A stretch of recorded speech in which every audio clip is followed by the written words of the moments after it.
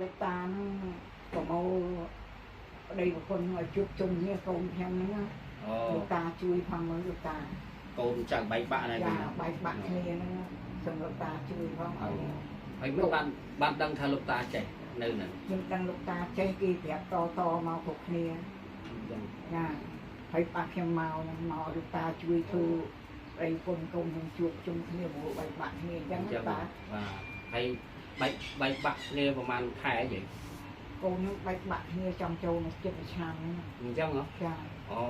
ហើយកូននិយាយកូនស្រីកូនប្រុសហ៎កូនខ្ញុំប្រុសកូនប្រុសណាចាអញ្ចឹងប្រមូលកូនភាសាស្រីឲ្យជួបជុំគ្នាហ្នឹងម្ដាយល្អ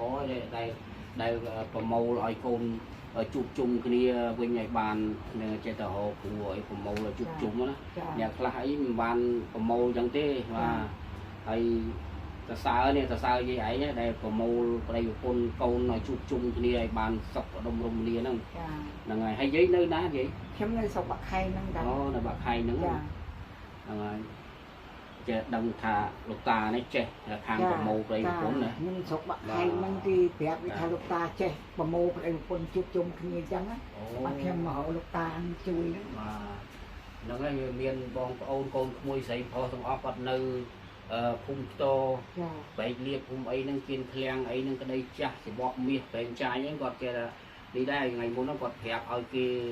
នៅខាងភូមិគាត់ភូមិអីដែលគាត់ធ្លាប់មកប្រមូលហ្នឹងទៅហើយគាត់ចេះប្រាប់បន្តគ្នាយាយណាហ្នឹងគាត់ចេះ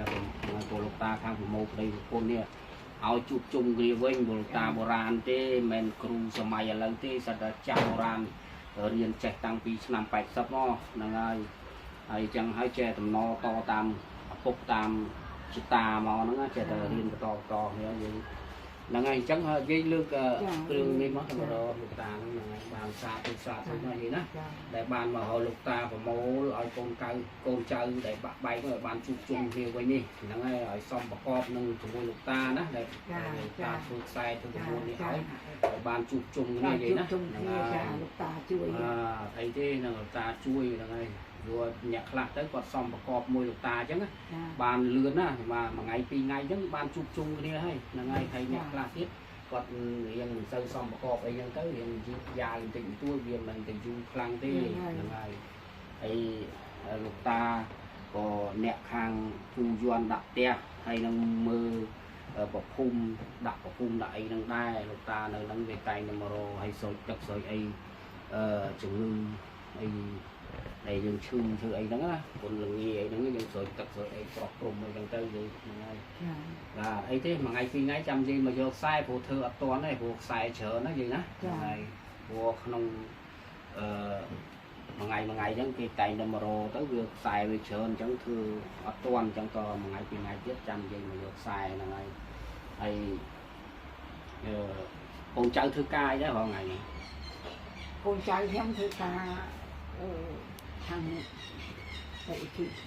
អូខាងនេះណាខាងក្រុមហ៊ុនគេខាងអូជីអីហ្នឹងចេះតែរកទេយើងមិនឃើញមកព្រោះយើងវាចេះការងារយើងវាអត់កន្លែងណាវាពិបាកដែរយើងចេះធ្វើអ្នកខ្លះធ្វើសំណង់ធ្វើអីហ្នឹងណាហើយលោកតាហ្នឹងជាគ្រូបុរាណហ្នឹងយូរហើយនៅទីហ្នឹងណាបាទ